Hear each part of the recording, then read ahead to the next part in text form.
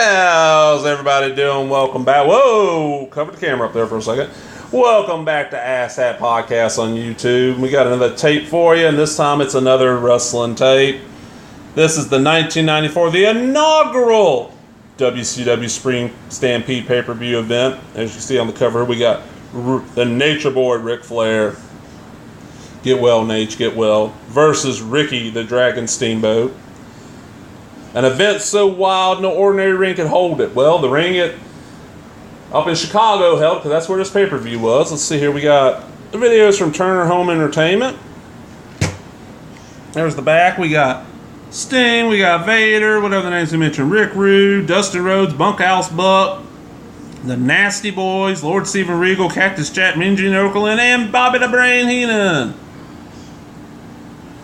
Now this is another wrestling tape that I picked up thanks to Marvelous Monty Warbucks, one of the best independent wrestlers in Mississippi and one of the best independent wrestlers in the Deep South.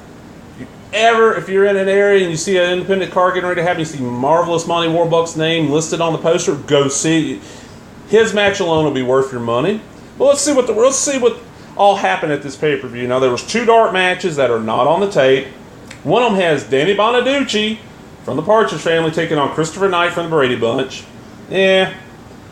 The next one is Pat Tanaka of the Orient Express and Bad Company from AWA fame with Hayato defeating Kevin Sullivan and David Sullivan. That was back when David Sullivan was pretending to be Kevin's brother. Like I said, not on the tape. But our opening match, we got Johnny B. Bad, Mark Marrow, and defeats Diamond Dallas Page with the Diamond Doll, who, if I remember right, the Diamond Doll was Kimberly Page. They gave him a little bit over 5 minutes. It's not a horrible match. At this point, DDP was still not real good in the ring. I'll give him this. He improved a lot later on. This is back when Johnny B. Bath, where he had his knee injury, I think it was. He was still really, really good in the ring. All right, our next match of the tape will be Lord Steven Regal, who most of y'all would know as William Regal in WWF. And he's the WCW World Television Champion. And he defends his belt and ends up keeping his belt in a match against Flying Brian Pillman. Yes, the late, great Brian Pillman. They go a 15-minute time limit draw, which, hey, that's a damn good match.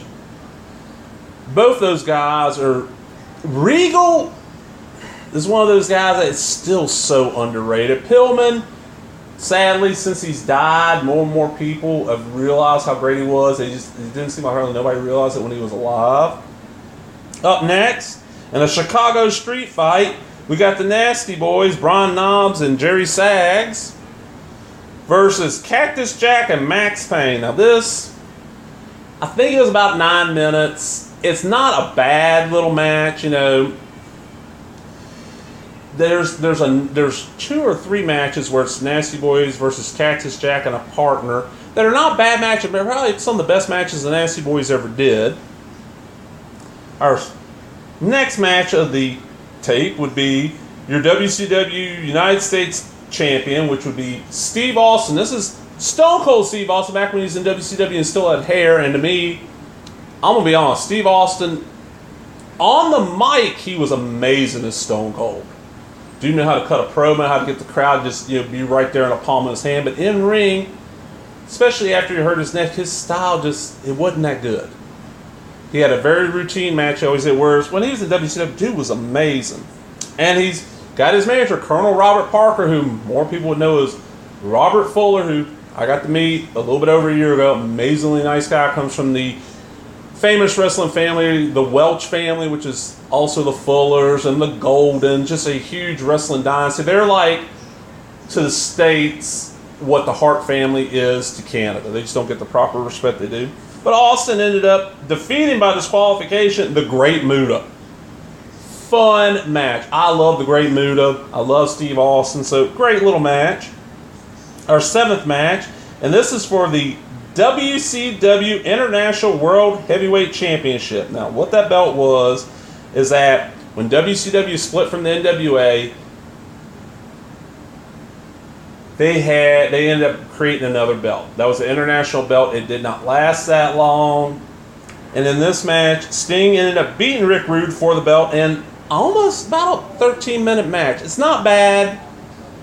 I'm a big fan of Rick Rude, Sting, and up next we got Bunkhouse Buck, which is one of the Goldens. I think he's Jimmy Golden. I'm not sure on that, but he's one of the Goldens. I mean, he's related to the Fullers and the Welches.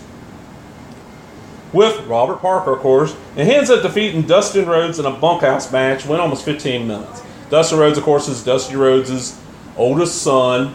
Not a bad match at this time. Dustin had not really come into his own yet, but still not bad. Then our semi-main event, we got Big Van Vader with motherfucking Harley Race.